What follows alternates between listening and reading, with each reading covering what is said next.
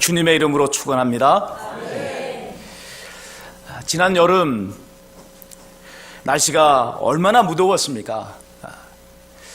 여름이면 더워야 하는 것이 마땅하지만 더워도 너무 더웠습니다. 게다가 전기요금 누진제로 인해서 마음조차 힘이 들었습니다. 하루는 일과를 마치고 자동차를 타고 집으로 오는 길에 라디오를 들었습니다. 그때 프로그램을 진행하는 이 진행자가 이런 멘트를 했어요. 계속되는 불볕더위에 오늘 하루 얼마나 수고하셨습니까? 이 말을 듣는데 제 마음에 얼마나 큰 위로를 받았는지 모릅니다. 정말 아무것도 아닌 것 같은 이 한마디의 말, 불볕 같은 이 더위 속에 얼마나 수고가 많았습니까? 이 말이 저의 마음에 너무나 큰 위로가 됐어요. 그러면서 사람들이 절실하게 바라는 것이 위로라는 생각을 다시금 하게 됐습니다. 겉으로 보면 모두가 다 용감하고 씩씩하게 살아가는 것 같습니다. 그러나 속을 들여다보면 그렇지가 않습니다. 험악한 세상에서 작은 능력을 가지고 사는데 그게 쉽겠어요? 내가 운다고 한들 나를 도와줄 사람은 아무도 없습니다. 도리어 나약한 자라는 낙인만 찍힐 뿐이죠. 그러기에 힘들고 어려워도 그렇지 않은 척, 용감하고 씩씩한 척, 자기 마음을 다지고 또 다지면서 그렇게 살아가는 것입니다. 이것이 우리가 살아가는 인생이기에 정말로 간절하게 필요한 것이 위로인 것입니다. 아내에게는 남편의 위로가 필요하고 남편에게는 아내의 위로가 필요해요. 자녀에게는 부모의 위로가 필요하고 부모에게는 자녀의 위로가 필요한 것입니다. 이웃 간에 또한 위로가 필요합니다. 동병상련의 마음이 있어야 한다는 이야기입니다. 그러나 사람들 간에 주고받는 이 위로라고 하는 것은요, 분명한 한계가 있습니다. 뭐가 같느냐면 잠시 잠깐 아픔을 잊게 하는 마취제와 같다 이 말입니다. 물론 그것이 없는 것보다야 천배 만배 나은 일이지만 근본적인 문제 해결 없이 잠시 잠깐 마취제로 고통을 넘겨야 하는 인생, 여러분 이것 또한 비참한 것 아닙니까? 석가모니의 일화입니다. 한 과부가 외아들을 잃었어요. 과부는 큰 슬픔에 빠져서 석가모니를 찾아왔습니다. 석가모니님, 나의 아들을 살려주십시오. 그러자 석가모니가 말합니다. 산 아래 마을로 내려가라. 그래서 해가 지기 전에 3대 동안 죽음을 보지 않은 집에서 쌀을 얻어서 떡을 만들어 오너라. 그러면 너의 아들이 살아날 것이다. 과부는요, 너무나도 기뻐하면서 산 아래 마을로 달려 내려갔습니다. 아들을 살릴 수 있는 일이 생긴 것 아닙니까? 그러나 해질 무렵 그녀는 맥이 다 풀린 모습으로 석가모니 앞에 다시 나타났습니다. 석가모니님, 산 아래 동네에는 3대 동안 죽음을 보지 않는 집이 하나도 없습니다. 석가모니가 말합니다. 이것이 인생이니라. 한 번 나면 한 번 죽는 것이 정한 일이요, 만나면 헤어지는 것이 정한 이치니라. 무슨 말이죠? 모두가 죽는다는 이야기예요. 모두가 죽는 것이니 너에게 일어난 이 일을 너무 슬퍼하지 말라는 것입니다. 이건 뭐 숙명론입니까? 체념론입니까? 어쩔 수 없는 일이기에 그것을 일반화시켜서 고통을 덜어보자는 이야기 아닙니까? 이런 인생에 참된 기쁨이 있을까요? 참된 행복이 있을까요? 그냥 사는 거죠. 개중에는 어떤 한 가지 목표를 정해서 그것에 미쳐서 살기도 합니다. 돈에 미쳐서 살고, 권력에 미쳐서 살고, 취미에 미쳐서 살고, 노름에 미치고, 마약에 미치고, 이렇게 미치지 않고서는 재미가 없어서, 미치지 않고서는 목적이 없어서, 방향이 없어서 그렇게 살아가는 것이 인생의 모습이다 이 말입니다. 오늘 여러분의 인생은 어떻습니까? 참된 기쁨이 있습니까? 참된 행복이 있습니까? 우리가 하나님을 믿지 않는 사람이라면 없습니다 라고 말을 해야 정직한 거예요. 물론 잘 몰라서 있습니다 라고 철부지같이 대답하는 사람도 있겠죠. 그러나 여러분 어떻습니까? 과거에 우리는 다 경험했잖아요. 하나님을 알지 못했을 때 그 인생에 참된 기쁨이 있었나요? 참된 행복이 있었나요? 없었지 않습니까? 이것이 우리가 경험했던 하나님 없는 인생의 모습이었어요. 그러나 하나님을 믿는 사람이라면 참된 기쁨, 참된 행복이 없습니다 라고 대답해서는 안 됩니다. 있습니다 라고 대답을 해야 합니다. 왜 그렇죠? 하나님께서 우리에게 아들을 주신 이유는 잃어버린 참된 기쁨과 행복을 회복시켜 주시기 위해서입니다. 여기서 참된 기쁨이 뭡니까? 참된 행복이 뭡니까? 라는 것에 대해서 길게 말씀드리지 않겠습니다. 짧게 영생이 참된 기쁨이요 참된 행복이라는 말씀을 드리겠습니다. 하나님 차원의 삶을 사는 것, 우리 자신이 하나님은 아니지만 하나님의 자녀가 되어서 하나님이 주시는 무한한 은혜의 공급을 받으며 살아가는 것, 이것이 영생이고, 그리고 이것이 우리가 누리는 최고의 기쁨과 행복이 되는 것입니다. 성경은 이 영생을 구원이라는 말로 또 천국이라는 말로 표현을 하고 있습니다. 그런데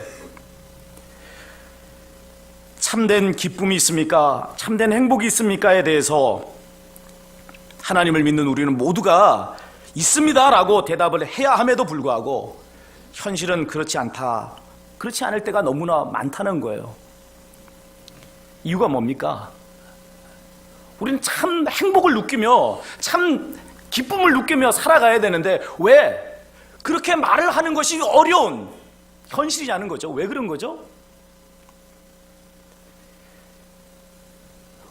믿음으로 구원 얻은 하나님의 자녀가 되었지만 아직 이 세상은 천국이 아니기 때문에 그렇습니다. 그래서 하나님의 자녀인 우리가 천국이 아닌 이 세상을 살면서 어려움을 당하는 거예요. 죄인들의 핍박을 받고 죄의 유혹을 받으며 살아가는 것입니다. 그뿐 아니라 먹고 사는 일을 해결하는 것조차도 너무나 힘들다 이 말이에요. 여러분, 우리가 하나님의 자녀라면 하나님께서 우리 각자의 통장에다 100억씩 꽂아주시면 안 됩니까? 우리가 하는 일마다 다 잘 되게끔 하나님께서 형통하게 만들어주시면 안 될까요? 건강도 주시고 권력도 주시면 안 됩니까? 왜 이렇게 예수님을 믿는 우리의 삶이 어려워야만 하느냐 하는 거예요.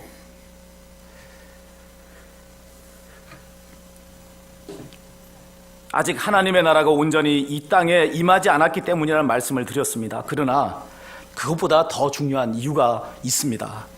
아직 우리가 하나님께서 원하시는 수준까지 성장하지 않았기 때문에 그렇습니다. 하나님께서 원하시는 그 자리까지 변화되지 않았기 때문에 오늘 우리에게 이런 고난이 있다는 것을 알아야 된다는 거죠. 오늘 본문에는요, 낙심에 빠진 엘리야 선지자의 모습이 나옵니다. 엘리야 선지자가 누굽니까? 갈멜산에서 바알과 아세라 선지자 850만과 대결해서 승리한 사람이에요. 하늘에서 불을 끌어내린 불의 종입니다. 그런데 그런 그가 낙심하였다니 상상이나 되는 일입니까? 불의 종도 낙심하였다는 사실이 오늘 우리에게 위로가 될 수도 있어요. 엘리야 선지자가 낙심하였으니 나 같은 사람이 오죽하겠는가, 그렇게 생각할 수 있는 것 아니겠습니까? 그러나 성경에 엘리야 선지자의 낙심의 모습을 담고 있는 것은 너희도 낙심해도 괜찮다라고 하는 것을 말씀하시기 위해서가 아닙니다. 만일 그걸 말씀해 주기 위해서라면 이게 석가모니 이야기하고 똑같은 거 아니에요? 모두가 다 낙심하는 것이니 그냥 그렇게 운명이 거니 누구나 다 그렇게 하는 거니 받아들이며 살라고 그렇게 말씀하는 것밖에는 되지 않잖아요. 성경이 말씀해 주기 원하시는 것은 오직 왜 엘리야 선지자가 낙심하였는지 그 이유를 바로 알고 너희는 낙심하는 자가 되지 말라는 것을 가르쳐 주기 위해서인 것입니다. 낙심은 하나님을 믿지 못할 때 나타나는 불신앙의 현상이에요. 그 표현 방법은 다양합니다.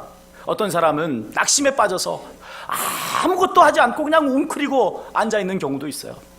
어떤 사람은 불평불만을 터뜨리기도 합니다. 어떤 사람은 하나님을 대적하는 일조차 하기도 합니다. 엘리야 선지자의 낙심의 표출은 어떻게 나타났습니까? 북이스라엘이라고 하는 이 사역지를 버리고 호렙산으로 가는 모습으로 나타났어요. 낙심하기 직전까지 그는 큰 승리를 경험했습니다. 큰 기대를 가지고 있었던 그런 사람이었어요. 갈멜산 대결에서 바알과 아세라 선지자 850명을 처단했어요. 오직 하나님만이 참신이라는 것을 아합왕과 그리고 온 이스라엘 백성 앞에 보여준 거 아닙니까? 3년 6개월 동안 비가 내리지 않아서 가물었고, 그래서 쩍쩍 갈라진 이 논바닥에 하늘에 비를 끌어내린 그런 일을 했습니다. 허리를 동이고 이스라엘로 들어가는 곳까지 아합왕이 탄 마차 앞을 빠르게 질주하기도 했습니다. 하나님의 능력을 시위한 거예요. 그러면 이것을 아합왕 앞에 보였다면 아합왕이 변화되어야 되는 것 아니겠습니까? 하나님이 두려워서라도 지금까지 펼쳤던 바알 종교 국교 정책을 폐지하고 이제 여호와 하나님의 종교로 돌아와야 된다, 이 말입니다. 이를 위해서 엘리야 선지자는 모든 힘을 다 쏟아부었습니다. 그리고 마침내 고지를 정복했다, 이 말입니다. 이제 남은 일은 개혁이에요. 온 이스라엘 백성이 하나님 앞으로 돌아오는 이 일이 남아 있습니다. 그런데 그 일을 기대하고 있던 엘리야 선지자에게 이세벨 왕후가 보내온 전언이 있었습니다. 내가 내일 이맘때에는 반드시 내 생명을 저 사람들 중 한 사람의 생명과 같게 하리라. 그렇게 하지 아니하면 신들이 내게 벌 위에 벌을 내림이 마땅하니라. 전혀 기대하지 않았을 때 KO 펀치를 맞은 것일까요? 엘리야 선지자는 팔다리에 힘이 쏙 빠져버립니다. 식은땀이 흘러내립니다. 다 되었다고 생각하였는데 조금도 바뀐 게 없는 거예요. 순간 이 엘리야 선지자의 마음에 하나님을 향한 원망의 마음이 드는 겁니다. 하나님, 보십시오. 나더러 이제 더 어떻게 하라는 것입니까? 이것이 엘리야 선지자의 마음에 들었던 낙심의 모습이었어요. 죽을 둥 살 둥 몸부림치며 여기까지 왔는데 이제 다 끝났다고 생각을 했는데 다시 원위치가 되어버렸어요. 개미지옥이라는 게 있습니다. 개미 귀신이라고 하는 벌레가 모래밭에 파놓은 깔때기 모양의 함정이에요. 개미가 이 함정에 빠지면은 빠져나오지 못하고 개미 귀신의 먹이가 되고 맙니다. 몸부림치면서 이 모래 함정에서 벗어나려고 하지만은 자꾸만 모래가 허물어지기 때문에 빠져나오지를 못하고 마침내는 힘을 잃어서 굴러떨어져서 개미 귀신의 먹이가 되는 것입니다. 끝없이 고난이 계속될 때 이제는 고난이 다 끝났다고 생각하였는데 그것이 아니라 다시 고난이 제기될 때 우리는 낙심할 수밖에 없는 것 아니겠습니까? 우리가 무슨 고래 힘줄이에요? 우리가 무슨 쇳덩어리입니까? 끝났다고 생각하는데 또다시 고난이 제기될 때 끝도 없는 고난이 자꾸만 몰려오게 될 때 여러분, 우리는 낙심할 수밖에 없는 거예요. 개미 지옥에 빠진 개미 같은 그런 심령이 되는 것입니다. 엘리야 선지자가 사역지를 무단 이탈해서 호렙산으로 향했던 이유가 이것입니다. 모세가 우상 숭배의 죄에 빠진 이스라엘 백성의 일을 가지고 호렙산에 올라가서 하나님을 뵀던 것처럼 자기도 하나님을 배워야겠다는 거예요. 그러나 엘리야 선지자가 유다 땅 브엘세바에 이르렀을 때 그는 이미 몸도 마음도 다 지쳐 있었습니다. 그곳에서 호렙산까지 가려면 아직도 40일 길을 더 가야 돼요. 상황이 이렇게 되자 그의 마음은 낙심에서 절망으로 바뀌어버립니다.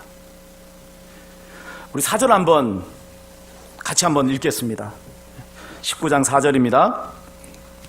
자기 자신은 광야로 들어가 하룻길쯤 가서 한 로뎀나무 아래에 앉아서 자기가 죽기를 원하여 이르되 여호와여 넉넉하오니 지금 내 생명을 거두시옵소서.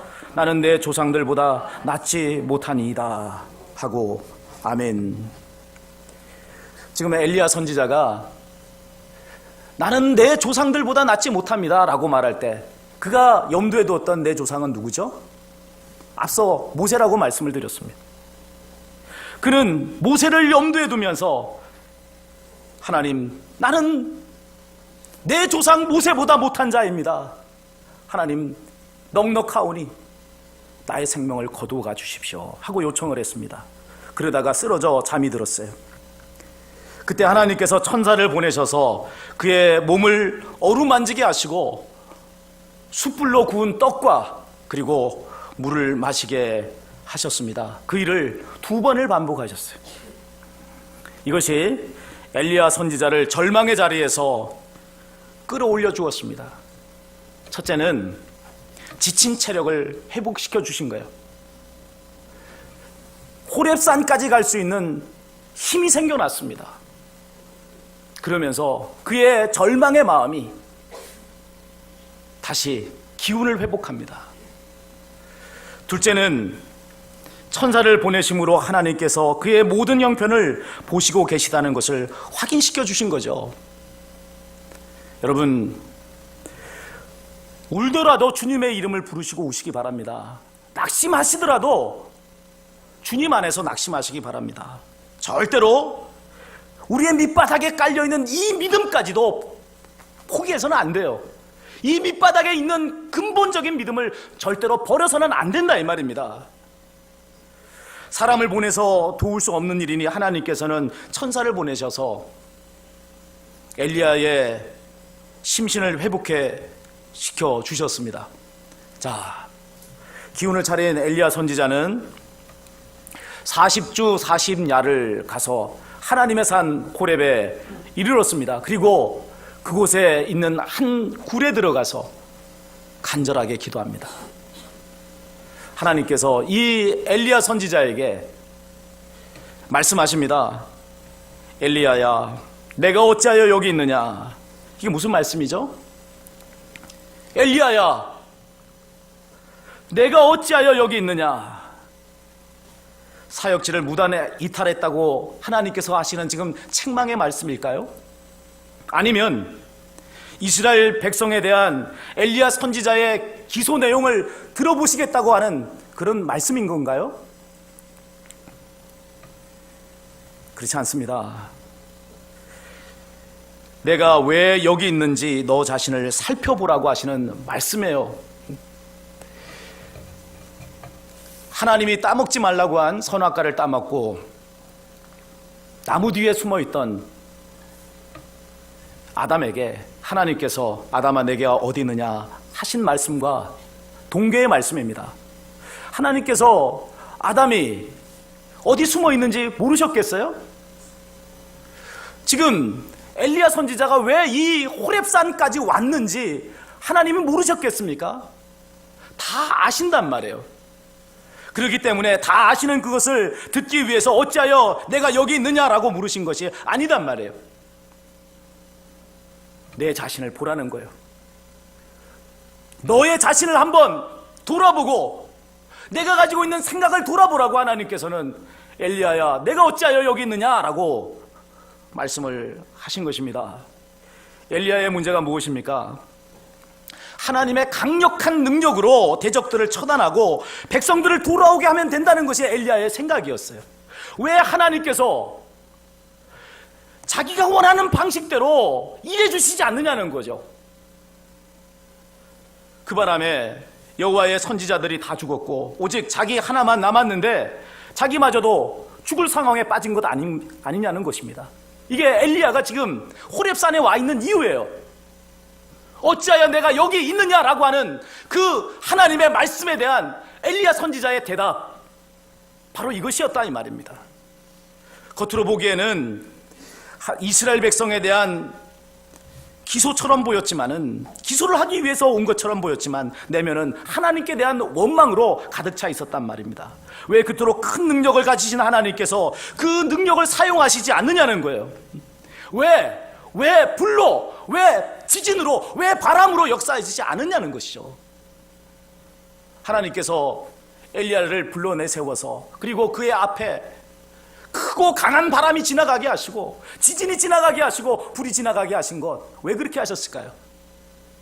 엘리야가 가지고 있는 그 생각을 드러내 보여주시기 위한 것입니다. 내가 나를 향한 열심을 가졌다고 하는데 그 열심이라고 하는 것이 바로 이런 능력에 대한 사모가 아니냐? 나에게 있는 이 바람의 능력, 지진의 능력, 불의 능력을 가지고 복수혈전을 벌이고 그것을 힘입어서 이스라엘을 하나님의 나라로 회복시키겠다는 것, 이것이 엘리야 너의 생각 아니냐는 거예요. 이것이 엘리야가 가졌던 생각이었어요. 그는 호렙산에 올라서 하나님, 바람의 능력을 주십시오, 지진의 능력을 주십시오, 불의 능력을 주셔서 하산하게 해주십시오. 그래서 이 능력을 가지고 이스라엘을 하나님의 나라로 변화시키는 그 일을 하게 해주십시오.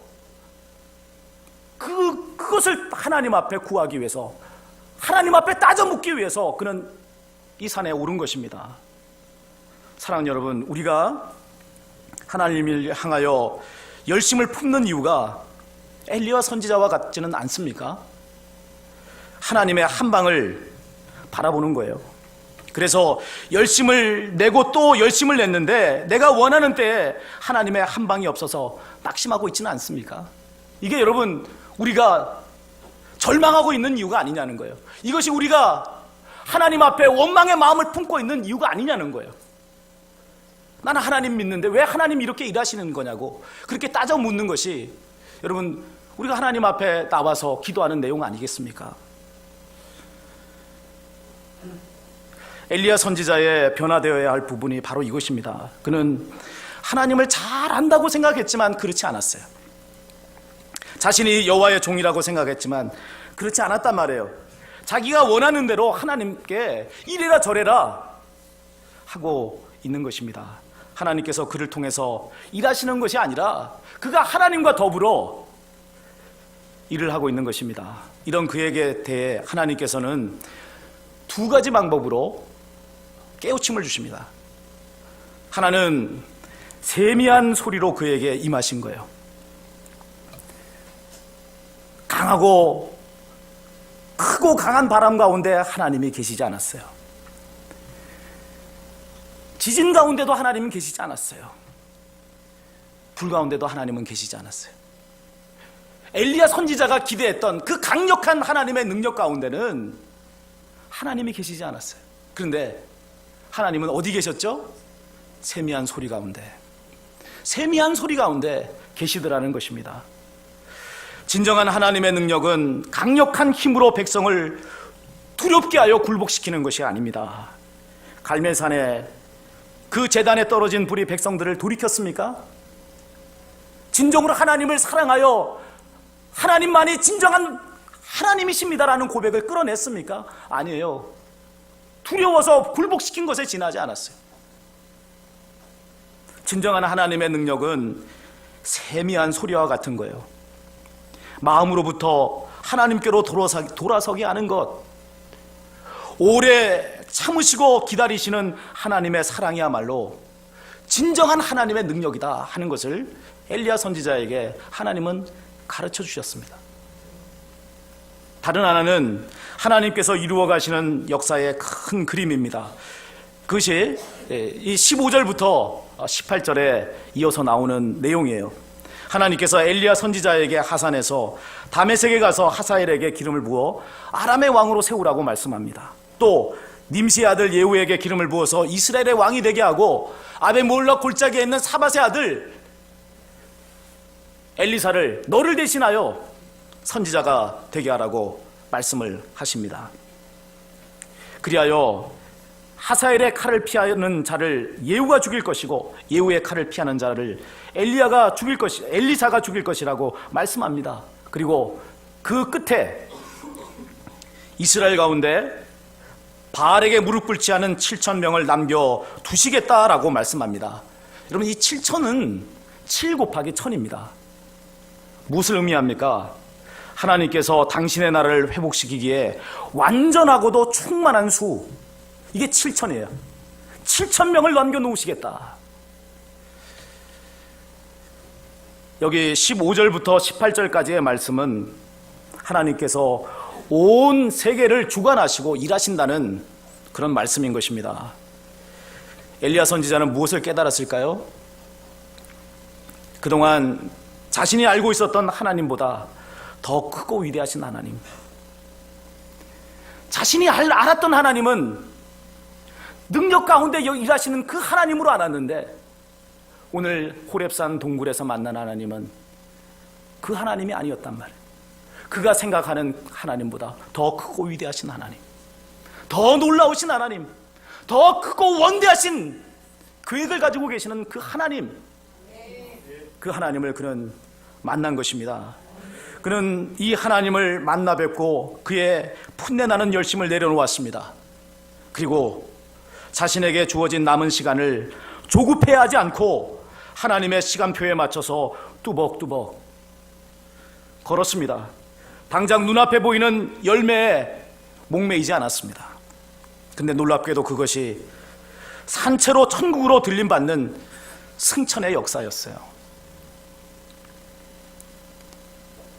사랑하는 여러분, 어설픈 자기 열심으로 탈진하지 마십시오. 너무 잘하려고 하지 마세요.